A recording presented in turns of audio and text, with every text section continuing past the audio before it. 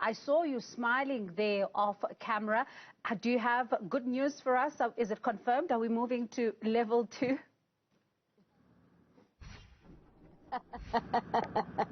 Well, Bongiwe, I'll leave the confirmations to the president, whose motorcade just pulled up a short while ago here at the Union Buildings. This already tells us that the briefing is going to start on time, and that the president, as you are speculating, and many South Africans, that the country will be moved to alert level 2, lockdown level 2, I should say, and that there will be a loosening of the restrictions as, of course, that vaccination program ramps up, and the momentum has now picked up again after receiving doses from the US. And you would have heard the health minister, Bongiwe, Dr. Joe Phaahla, saying last Friday that in fact the department plans to issue vaccine certificates in the next week or so, to quote him verbatim.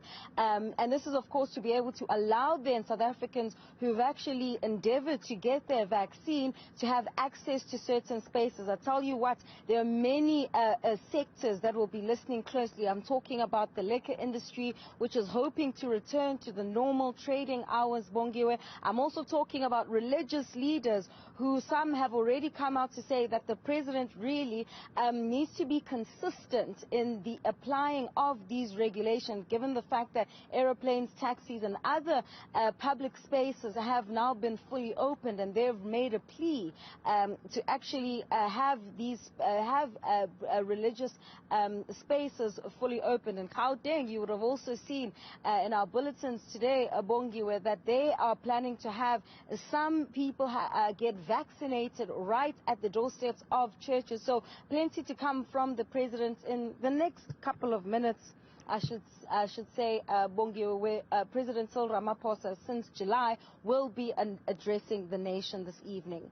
And Ziyanda, what's also going to be quite critical is that as we inch closer then to the elections, it's important that a lot more people get vaccinated, because there are a lot of concerns on that front that, you know, the country could be set back, especially as talk of a fourth wave is swelling. Certainly, and if you look back at the report that was compiled by former Deputy Chief Justice Ngcobo, which was looking into whether or not these elections would be free and fair, it did emphasize this particular point of vaccinations, and at the time it was unclear how swift and how much momentum the vaccination drive would have picked up, in order, of course, Bongiwe, to allow, for an example, for political gatherings, which we know political parties, when they made representations before that inquiry led by Moseneke, were saying that not all of them, for an example, have a constituency or an electorate that is digitized. So being able to hold campaigns over the internet would just not be the way to go. The ANC, the EFF being some of those parties that made those kind of representations. And we know that political parties have had to adjust their strategies in terms of actually reaching the electorate, Bongiwe. And this is something then